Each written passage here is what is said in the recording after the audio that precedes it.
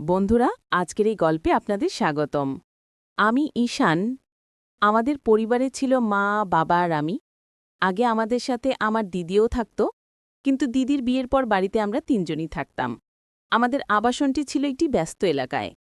তবে পরে বিভিন্ন কারণে লোকসংখ্যা কমে যায়। যদিও করোনার সময় ছিল তখন, তাই অনেকেই বাড়ি থেকে কাজ করত। এজন্য অনেকে গ্রামে চলে যায়।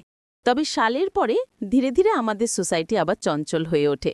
বিভিন্ন উৎসব পুনরায় উদযাপন হতে শুরু করে। আমার মায়ের নাম ছিল মাধুরী।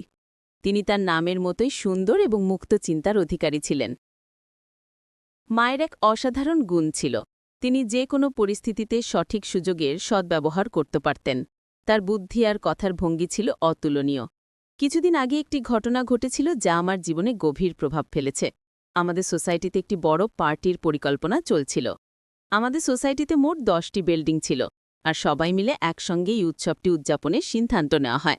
উৎসবটি ছিল নতুন বছর উপলক্ষে। পার্টির দিন মা একটি উজ্জ্বল লাল রঙের শাড়ি আর স্টাইলিশ ব্লাউজ পরে বের হলেন। তাকে অসম্ভব সুন্দর দেখাচ্ছিল। করোনার সময়ে মায়ের জীবনযাত্রায় বড় পরিবর্তন আসে। তিনি তার শরীর ও স্বাস্থ্যের প্রতি বিশেষ মনোযোগ দিতে শুরু করেন।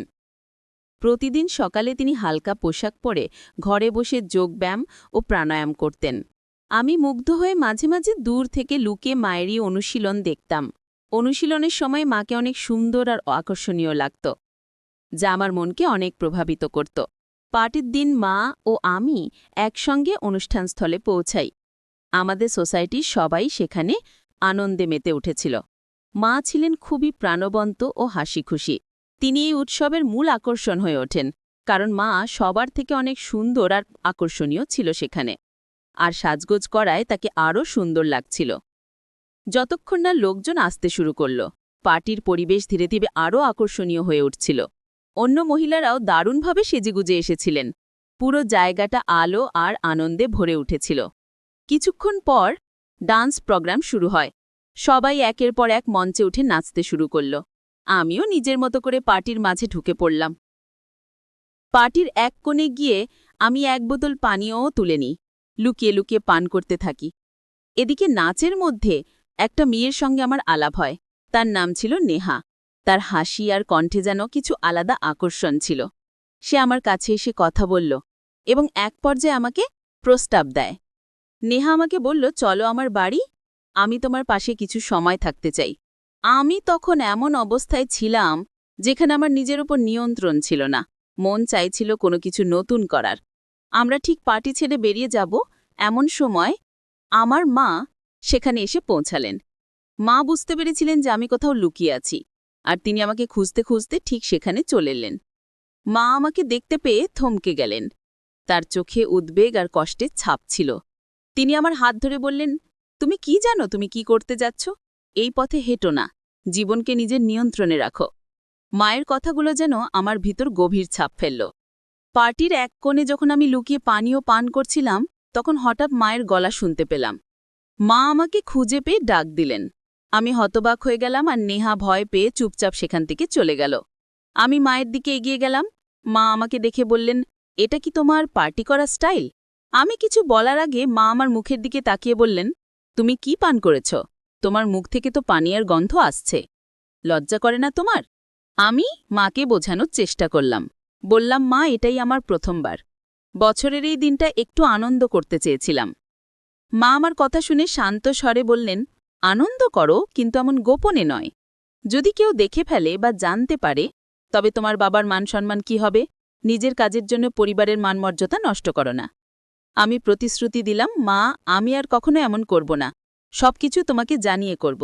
মা আমার দিকে তাকিয়ে বললেন, সত্যি বলতে সমস্যা আনন্দে নয়। সমস্যা তখন হয় যখন তুমি লুকিয়ে কিছু করো। যা করছো তা সঠিক পথে করো।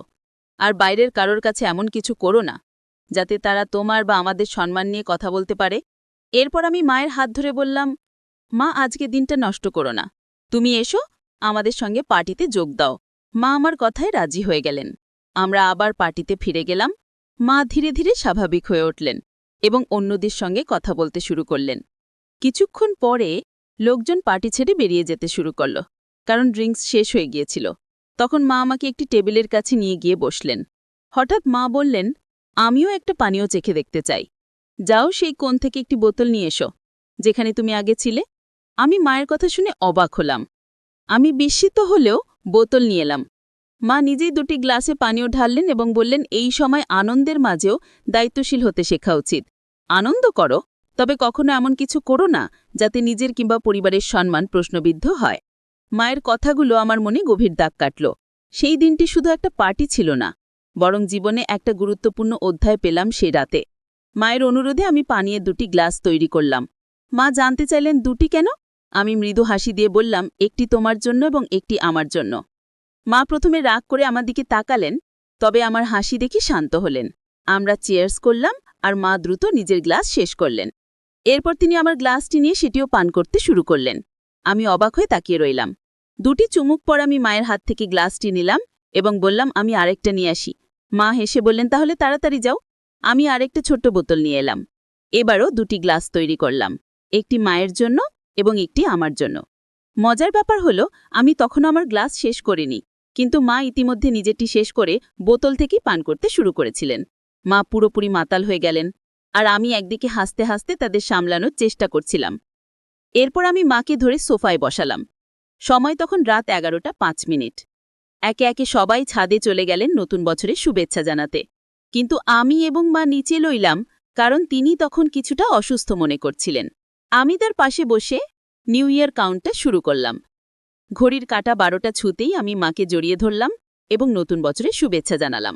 এটি ছিল আমার জীবনের প্রথমবার যখন আমি মায়ের সঙ্গে এত আপন মুহূর্ত ভাগ করলাম। মায়ের গালে পাউডার আর মেকআপের মিষ্টি সুগন্ধ তখন আমার মনে গভীর দাগ কাটল। এই রাতটি শুধু একটি নতুন বছর উদযাপনের জন্য ছিল না, বরং মায়ের সঙ্গে আমার জীবনের একটা নতুন অধ্যায় শুরু হল। মা সেদিন একটু অসুস্থ বোধ করছিলেন। তিনি বললেন, আমার এক হাত ঠিকমতো কাজ করছে না এবং এক হাতে শরীরে চুল কাটছিলেন। আমি দেখে বুঝতে পারলাম তিনি হয়তো একটু অস্বস্তিতে আছেন। আমি তার কাছে গিয়ে বললাম, মা একটু বসো, আমি তোমাকে সাহায্য করছি। হঠাৎ আমার হাত তার গায়ে লেগে গেল। মা বললেন, কি হচ্ছে? একটু সাবধানে থাকো। আমি সঙ্গে সঙ্গে বললাম, সরি মা, এটা একেবারেই ভুল করে হয়েছে। মা মৃদু হেসে বললেন, ঠিক আছে, এমন ছোটখাটো ব্যাপারে চিন্তা করো না। এরপর তাকে আরাম দেওয়ার জন্য পাশে বসে তার সাথে কথা বলতে শুরু করলাম। তারপর তিনি বললেন, আমি তখন থেকেই তোমাকে লক্ষ্য করছি। আমার শরীর চুল কাটছিল, তাই আমি চুলকিয়েছি, কিন্তু তোমার দৃষ্টি সেদিকে চলে গেছে। তখন আমি আবার ক্ষমা চাইলাম এবং বললাম, এটা আর কখনো হবে না। তিনি বললেন, আমি তোমাকে ক্ষমা করছি না, শুধু একটু রাগ হচ্ছিল। তারপর তিনি আমাকে ঠাট্টা করে বললেন, আমার ছেলে ভয় পেয়ে গেছে, আমার ছেলে ভয় পেয়ে গেছে। তিনি ইচ্ছাকৃতভাবে এটি করছিলেন। তারপর আবার ঠাট্টা করে বললেন, এখন কেমন লাগছে? আমি বললাম, খুব ভালো লাগছে। এরপর তিনি আমাকে সোফায় ঠেলে দিলেন এবং বললেন, এখন দেখো আমাকে কেমন লাগছে। আমি মাকে দেখে বললাম, মা, তোমাকে আজ খুব সুন্দর লাগছে। মা মজা করে পোজ দিয়ে বললেন, আমাকে দেখো, আমি কি মডেলের মতো লাগছি? আমি হাসি থামিয়ে বললাম, মডেল তো নয়, তার থেকেও বেশি সুন্দর লাগছে। তখন মা ঠাট্টা করে বললেন, তাহলে কি আমি সেই মেয়েটির থেকেও সুন্দর যার সঙ্গে তুমি তখন গল্প করছিলে? আমি লাজুকভাবে হেসে বললাম, মা সবার থেকে আলাদা, তোমার তুলনা হয় না। মা হেসে বললেন, ভালো করে বল, সত্যি কথাই বলছো তো? আমরা দুজনেই হেসে উঠলাম এবং সেই মুহূর্তটা খুব আনন্দময় হয়ে উঠল। আমি মাকে বললাম, মা, তোমার তুলনা কারোর সঙ্গেই করা যায় না। মা মজা করে বললেন, তাহলে বল, সেখানে কি এত পছন্দ করেছিলে? আমি হেসে উত্তর দিলাম, কিছু না মা, শুধু মজার ছলেই কথা বলছিলাম। মা হাসি দিয়ে বললেন, সব ঠিক আছে, আজ রাতটা একটু ভিন্নভাবে শুরু করি, নতুন বছরের আনন্দে মেতে উঠি। তখন আমি মজার ছলে বললাম, তুমি কি প্রস্তুত? মা মজা করে বললেন, আর যদি প্রস্তুত না থাকি? আমরা দুজনেই হেসে উঠলাম এবং সেই মুহূর্তটা হাসিটাই ভরে উঠল। রাতে মা বললেন, তুমি কি সত্যি আমাকে সারা রাত এভাবে ধরে রাখবে? আমি মজা করে বললাম, হ্যাঁ, কেন নয়। তিনি হেসে আমার গালে মৃদু চিমটি কেটে বললেন, তোমার তো সবসময় তাড়াহুড়ো থাকে। আমি তাকে সান্ত্বনা দিয়ে তার ঘরের দিকে নিয়ে যেতে শুরু করলাম। তিনি হেসে নামমাত্র বাঁধা দেওয়ার ভান করলেন, কিন্তু তা ছিল মজার ছলে। ঘরে পৌঁছে আলো জ্বালিয়ে তিনি বললেন, এখন কি করব বল? আমি মজার ছলে বললাম, আরাম করে ঘুমানোর সময় হয়েছে মা। তিনি একটু চিন্তিত ভঙ্গিতে বললেন, তবুও এত দেরি করে ঘুমানো কি ঠিক হলো? আমি হাসি মুখে বললাম, আজকের রাতটা বিশেষ মা, একটু মজা করলে ক্ষতি নেই। আমরা দুজনেই হেসে উঠলাম আর সেই মুহূর্তটা আনন্দে ভরে উঠল। তখন সে বলল, কিন্তু আমার তো জানা থাকবে, পরে যদি খারাপ লাগে। এখন হয়তো ভালো লাগছে, কিন্তু ভবিষ্যতেই এই সম্পর্কের দিকটা হয়তো বদলে যাবে। আমি বললাম, তোমার প্রতি আমার অনুভূতি সত্যি। আমি অনেক দিন ধরে তোমার পাশে আছি, একজন ভালো বন্ধুর মতো। কিন্তু যদি আজ আমরা এই মুহূর্তটাকে হারিয়ে ফেলি তাহলে হয়তো সবকিছু বদলে যাবে। সে এক মুহূর্ত ভাবল, তারপর বলল, ঠিক আছে, কিন্তু একটাই শর্ত, আজকের পর আর কখনো কিছু আশা করো না। আমি খুশি মনে বললাম, ঠিক আছে, আমি তোমার শর্ত মেনে নিচ্ছি। তারপর সে আমার দিকে তাকিয়ে জিজ্ঞাসা করল, তুমি এমনভাবে দাঁড়িয়ে আছো কেন? আমি বললাম, কিছু না। তখন মা বলল, তাহলে যাও, যদি তুমি না চাও। আমি বললাম, তোমার ইচ্ছা যদি না থাকে তাহলে আমি চলে যাই। আমি বিছানায় বসেছিলাম, তখনই সে হাত ধরে টেনে বলল, তুমি এত গম্ভীর কেন? সবকিছু এত সিরিয়াস ভাবে নিও না। আমি অবাক হয়ে বললাম, তাহলে তুমি চোখ বন্ধ করে আগে শুয়েছিলে কেন? সে হাসতে হাসতে বলল, আলোটা আমার চোখে পড়ছিল তাই। চোখ বন্ধ করেছিলাম, আমি আলো বন্ধ করে আবার শুয়ে পড়লাম। এই রাতে পার্টির পরে আমরা প্রথমবার এতটা সময় একসঙ্গে কাটিয়েছিলাম।